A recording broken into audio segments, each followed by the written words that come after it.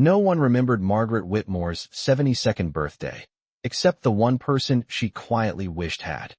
Margaret Whitmore had always believed that birthdays were simple things. Not grand celebrations, not expensive gifts, just small moments that reminded a person they still belonged somewhere. For most of her life, that had been enough. When her husband Robert was alive, they marked every birthday the same way. A homemade dinner, a small cake from the bakery on Maple Street, and a phone call from their son Daniel sometime in the evening. After Robert passed away 8 years earlier, Margaret kept the tradition going on her own. It gave the house a sense of continuity, like the quiet rhythm of a clock that never stopped ticking. This year felt different, though. 72 felt like a milestone, even if she didn't say that out loud. 3 weeks before the day arrived, Margaret began preparing in small, careful ways. She polished the old silverware set that had belonged to her mother. She washed the good china that only came out during holidays. She even drove nearly 20 miles to a specialty grocery store to buy fresh pecans so she could bake Daniel's favorite pie exactly the way he liked it.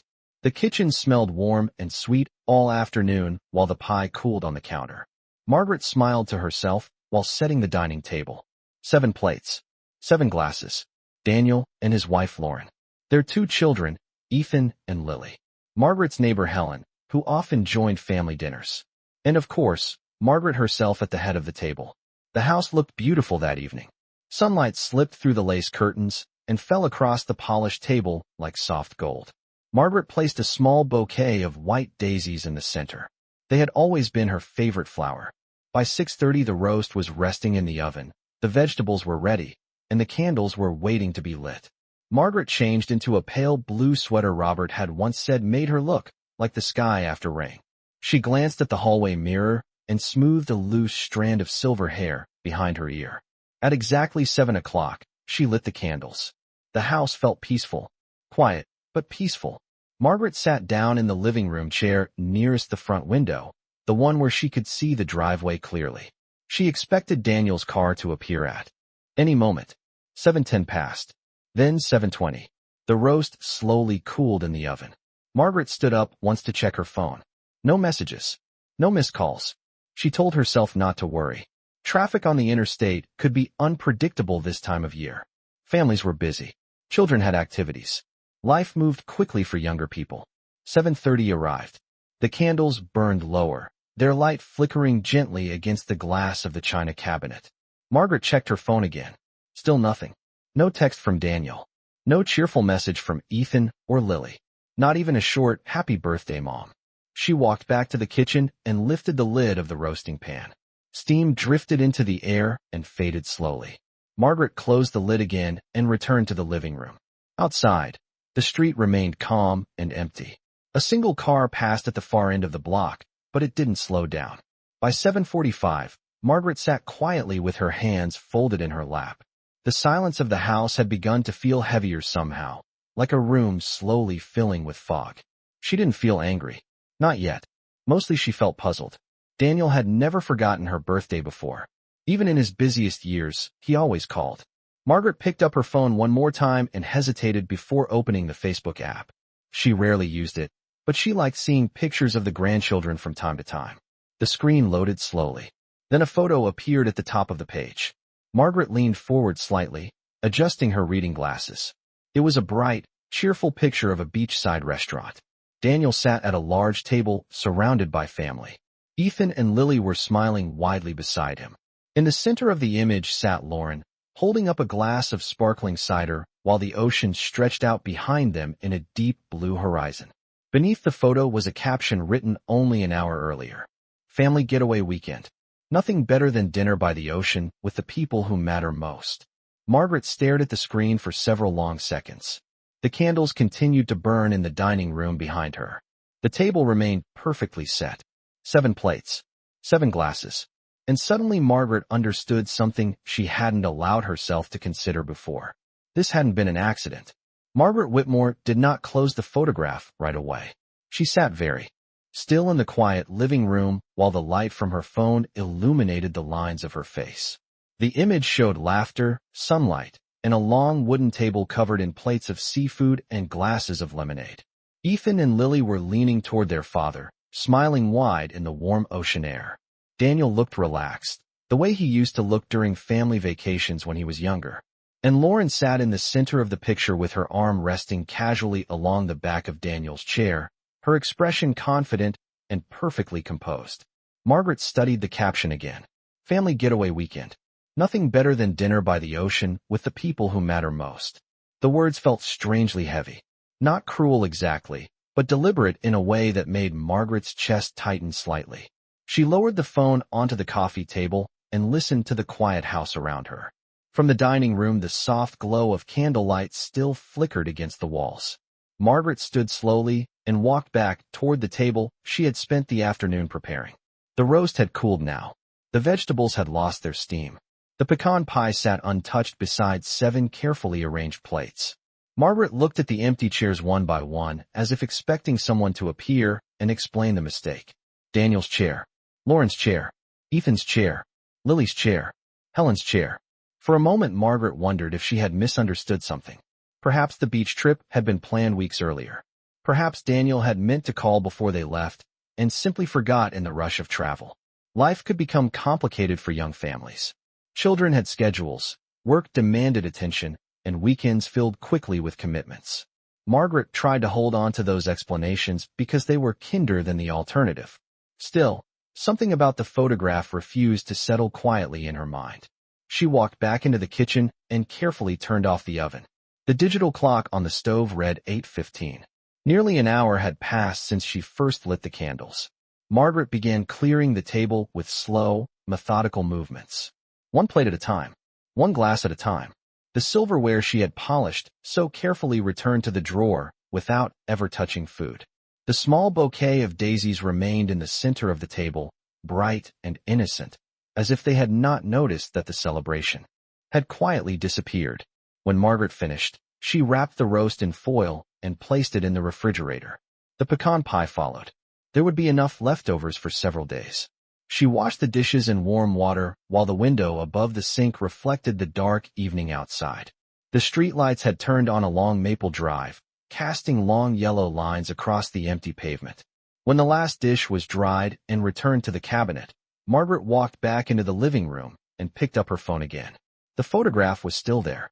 More comments had appeared beneath it. Friends writing cheerful messages. Someone had typed what a beautiful family they were. Another person had asked how long they planned to stay at the coast. Margaret noticed that Daniel had responded to one comment only 15 minutes earlier, which meant he had been holding his phone recently, which meant he had seen the date on the screen. Her birthday had not been hidden.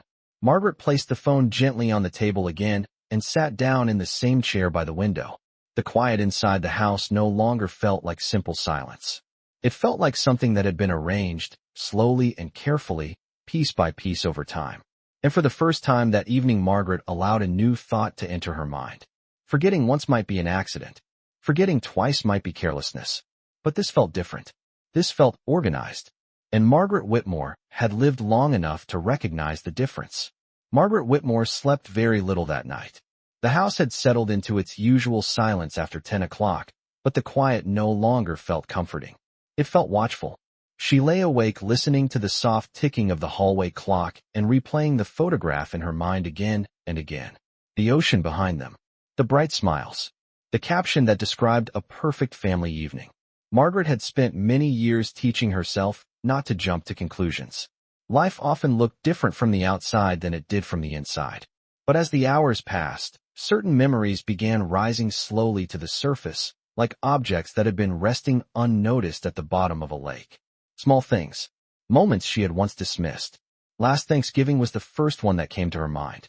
Margaret remembered calling Daniel 2 days before the holiday to ask what time dinner would begin. Daniel had sounded distracted during the conversation.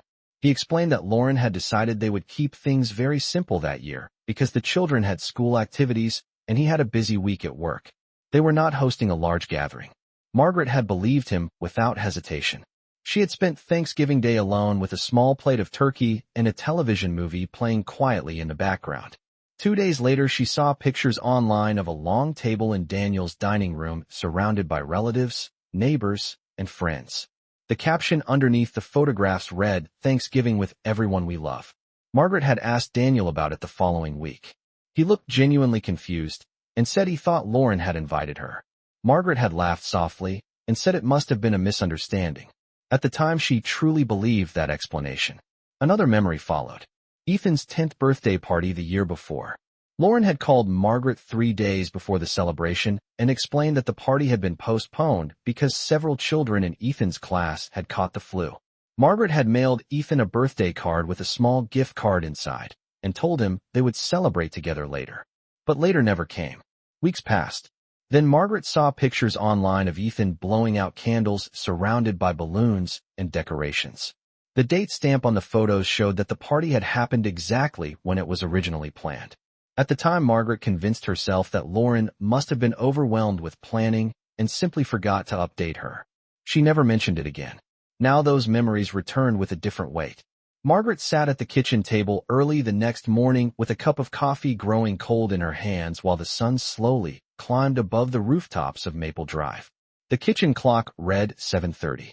Outside, the neighborhood was beginning to wake up. A school bus rumbled somewhere down the street, and a dog barked twice before falling quiet again. Margaret opened her phone and scrolled slowly through older photos and posts. One by one, she began noticing a pattern she had never fully examined before. Family barbecues she had never heard about. Weekend trips she had not been invited to join. Celebrations that seemed to appear online only after they were already finished. Each one came with the same cheerful captions and smiling faces. And almost every post had one thing in common. They were written by Lauren. Margaret leaned back slightly in her chair and folded her hands together. The realization did not arrive with anger. It arrived with something quieter. Clarity. Because the more Margaret looked, the more the pieces seemed to fit together in a way she could no longer ignore. This was not a single forgotten birthday. This was something that had been happening slowly for a very long time.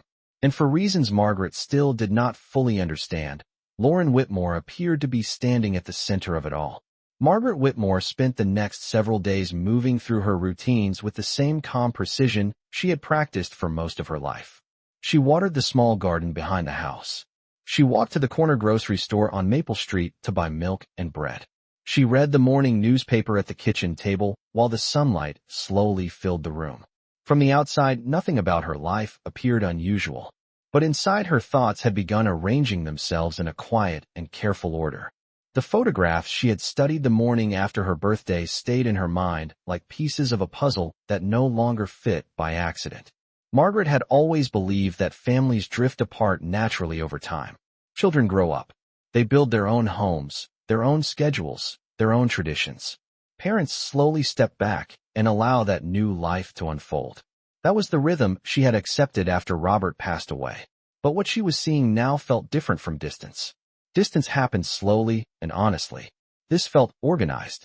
Margaret began noticing how often Lauren's voice appeared in the background of every explanation Daniel had ever given. When holiday plans changed, it was usually Lauren who had suggested something simpler. When gatherings were postponed, it was Lauren who had been coordinating the schedule. When Margaret had asked about visiting the grandchildren, Daniel often answered with the same phrase. Lauren thinks it might be better next weekend. At the time, Margaret had heard those words as ordinary family compromise. Now they sounded like something else entirely. She sat at the kitchen table one afternoon with a small notebook open in front of her. It was the same notebook she used for grocery lists and gardening notes. On the first page, she wrote 3 simple words. Thanksgiving dinner. Then she wrote the year beside it and the memory that followed. On the next line, she wrote Ethan's birthday party. Then another memory. Then another. A family barbecue in early summer that she only discovered through photographs days later. A weekend trip to a nearby lake that no one had mentioned beforehand. Each event seemed harmless when viewed alone. But when Margaret looked at them together, the pattern became harder to ignore. Nearly every gathering that had happened without her knowledge had been organized by Lauren. Margaret set the pen down and folded her hands quietly. She was not a woman who rushed toward confrontation. Years of marriage and motherhood had taught her that anger often clouded the truth instead of revealing it. So she allowed herself to think slowly and carefully. Daniel loved his mother. She had never doubted that. When he visited alone, he spoke with warmth and genuine affection. He asked about her health. He fixed small things around the house without being asked. He hugged her before leaving and promised he would bring the children next time. Margaret believed those promises when she heard them, which meant something else had to be happening between those visits. Something subtle, something quiet, something that gently redirected plans before they ever reached her. She leaned back in her chair and looked out the kitchen window toward the quiet street. A light breeze moved the leaves of the old maple tree in the yard, scattering sunlight across the grass in shifting patterns. Margaret Whitmore had lived 72 years, and one thing she had learned during that time was that manipulation rarely appeared loud or obvious. The most effective kind happened in small suggestions. Quiet decisions made when certain people were not present. Explanations offered before anyone thought to question them. And the more Margaret examined the memories in front of her, the more clearly she began to see the shape of something she had overlooked for years. Someone had been quietly guiding the direction of this family. Someone had been deciding who belonged in each moment and who did not. And more often than not, that person had been Lauren Whitmore. 2 mornings later, Margaret Whitmore heard the familiar knock on her front door just after 9 o'clock. It was not loud or impatient. 3 gentle taps, followed by the quiet pause of someone who expected to be welcomed. Margaret already knew who it was. Helen Carter had lived next door for nearly 14 years, long enough for the 2 women to recognize each other's routines without needing to ask questions. Margaret opened the door and smiled politely. Helen stood on the porch holding a small container wrapped in a kitchen towel. The warm smell of cinnamon drifted into the cool morning air. Fresh muffins, Helen said softly as she stepped inside. I baked too many again. Margaret thanked her and led the way to the kitchen table where sunlight was spilling across the polished wood. The 2 women sat down with coffee while the muffins cooled between them. For a few minutes they spoke about ordinary things. The weather had been unusually warm for early spring. The grocery store on Maple Street was remodeling its produce section. Helen mentioned that her nephew would be visiting next weekend. It was the kind of quiet conversation neighbors often shared when nothing important needed to be said. But Margaret could sense that Helen's thoughts were moving towards something else. After a moment, Helen cleared her throat gently and folded her hands around her coffee mug. I saw the photos the other night, she said carefully. The ones from the beach restaurant. Margaret nodded once. Yes, I saw them too. Helen hesitated before continuing. I almost stopped by that evening, but I assumed you were celebrating with your family. Margaret smiled faintly. The smile did not carry much emotion.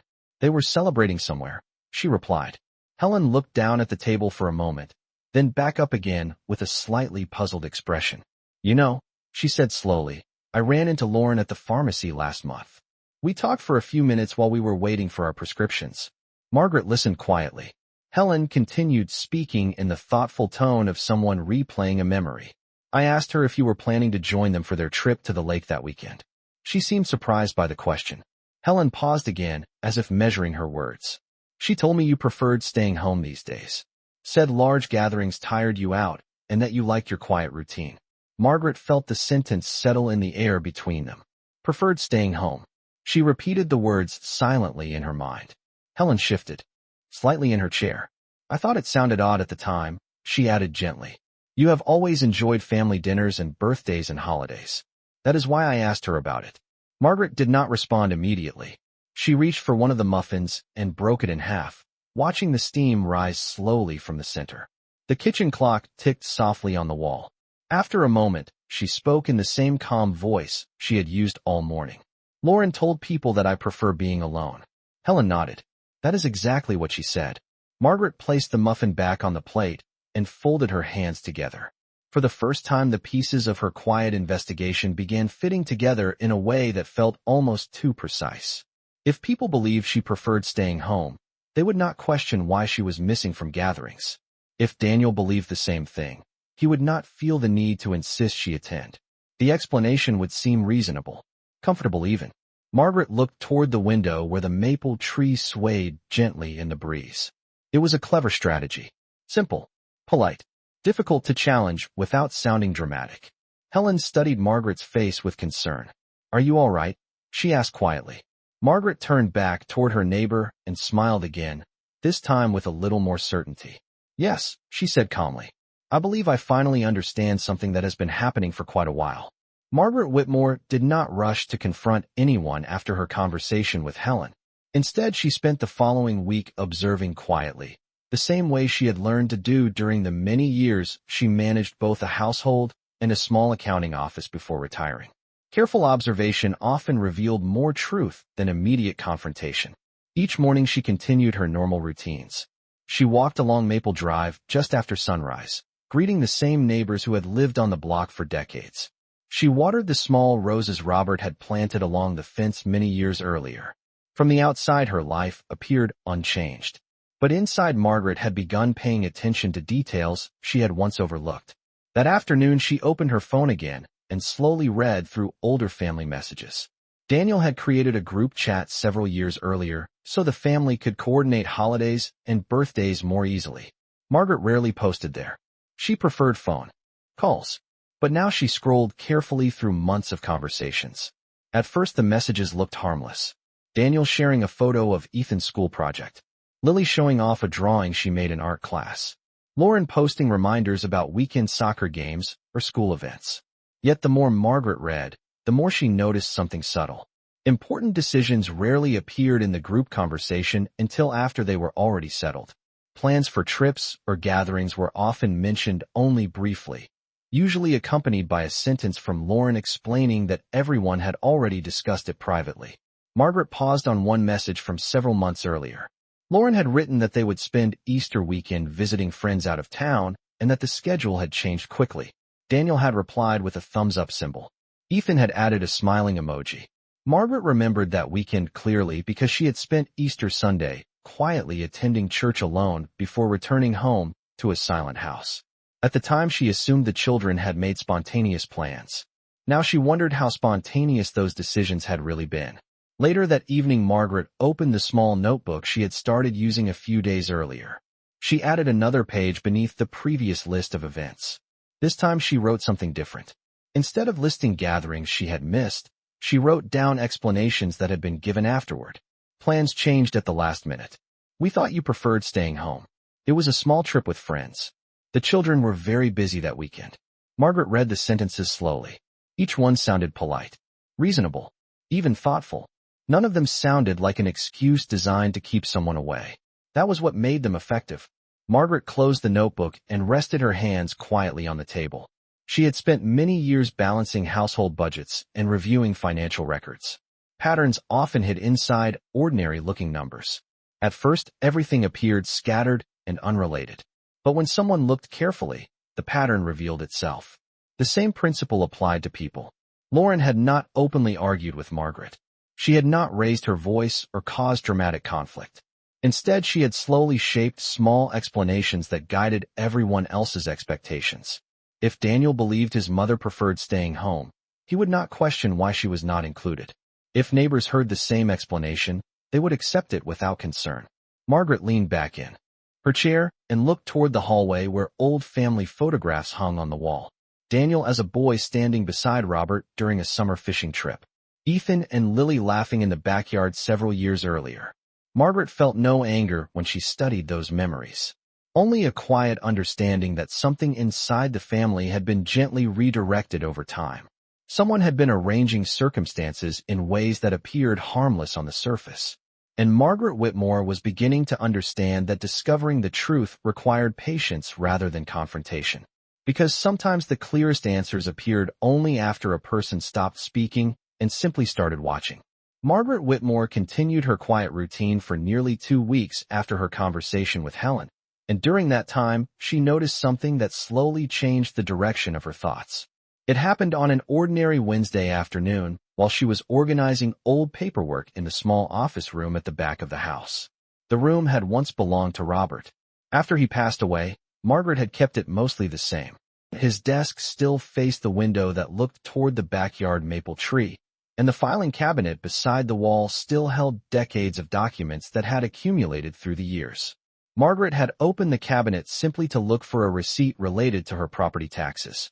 Instead, she found herself reviewing papers she had not touched in a long time.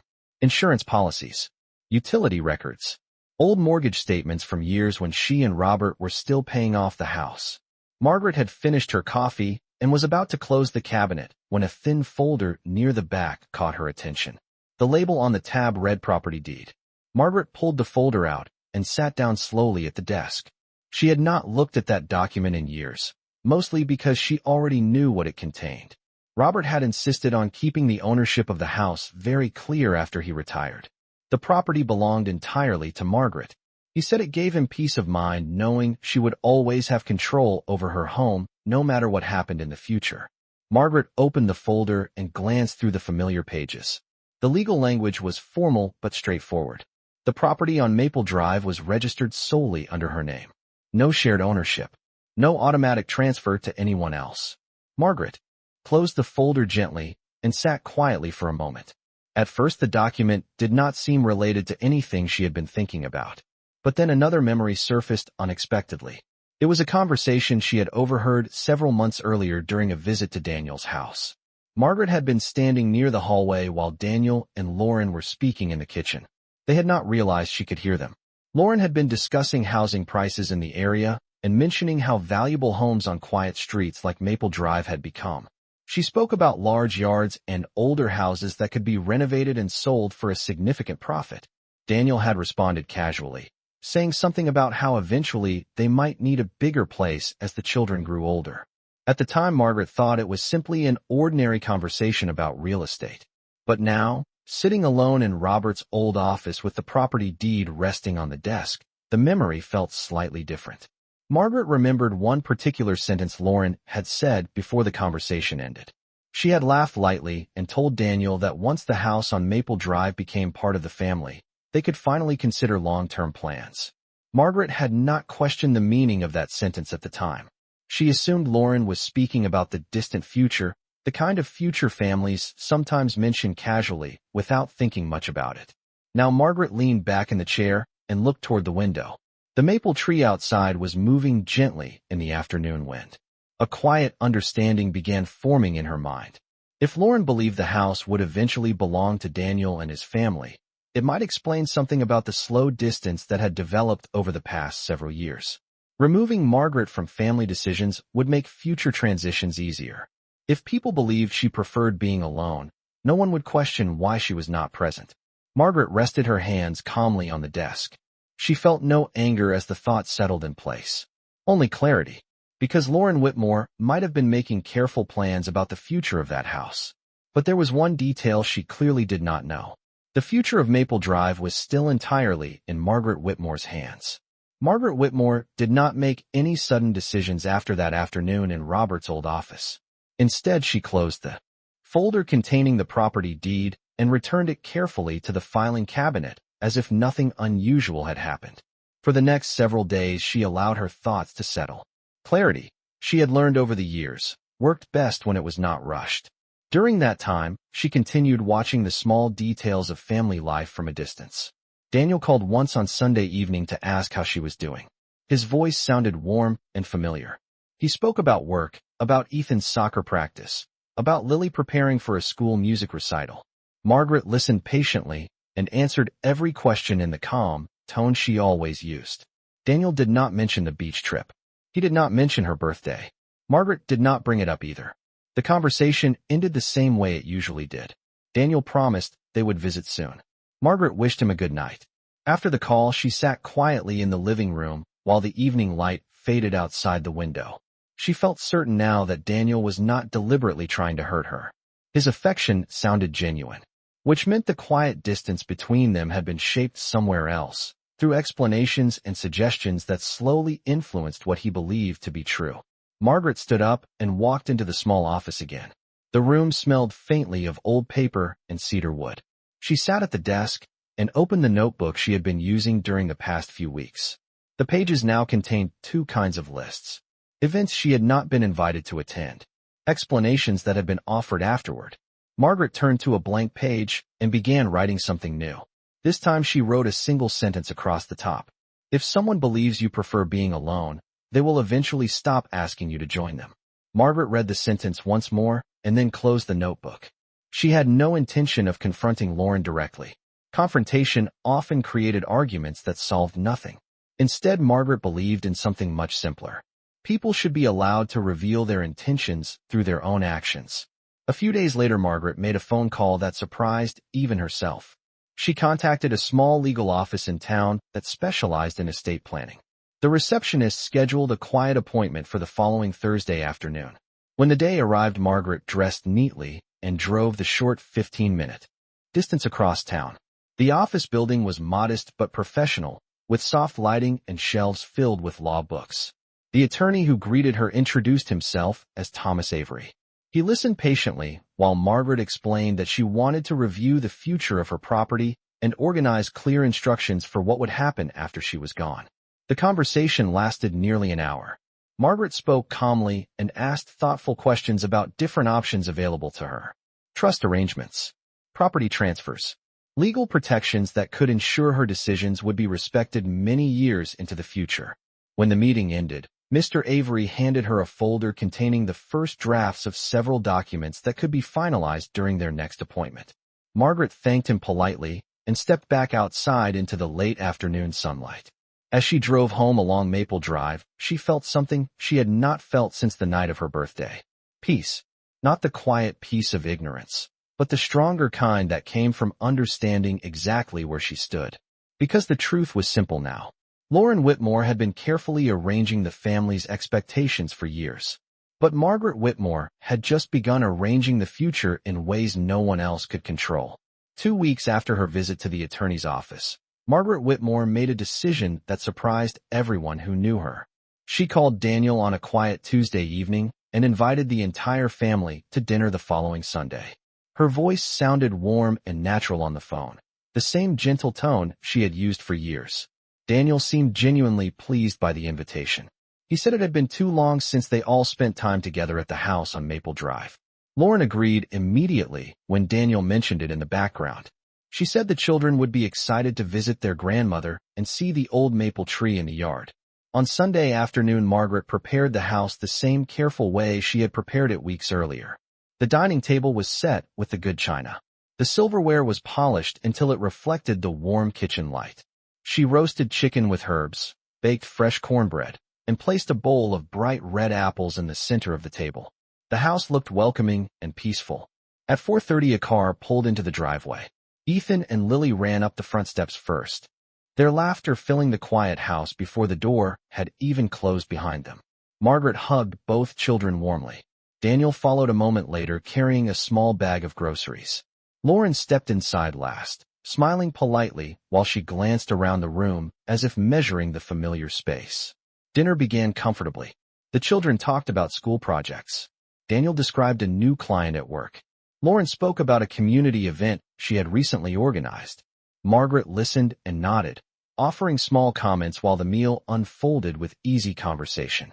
When the plates were cleared and the children wandered into the living room to watch television, Margaret stood up and walked quietly to the small desk near the hallway. She returned a moment later holding a thin folder. The movement caught Lauren's attention first. Margaret placed the folder calmly on the center of the dining table and opened it so everyone could see the document resting inside. Daniel leaned forward slightly with a curious expression. Margaret's voice remained steady when she spoke. Last week, I finalized some paperwork regarding the future of this house. Daniel looked confused. What kind of paperwork? Margaret folded her hands gently. The property on Maple Drive now belongs to a family trust. When the time eventually comes, the house will pass directly to Ethan and Lily. Daniel blinked once in surprise. Lauren's smile faded almost immediately. Margaret continued, speaking with quiet clarity. The trust ensures that the home cannot be sold or transferred by anyone else until the children are old enough to decide what they want for themselves. For several seconds, the dining room became very still. Daniel looked from Margaret to the document on the table, as if trying to understand what he was hearing. Lauren remained silent, her eyes resting on the folder. Margaret did not raise her voice. She did not accuse anyone of anything. She simply closed the folder and slid it back toward herself.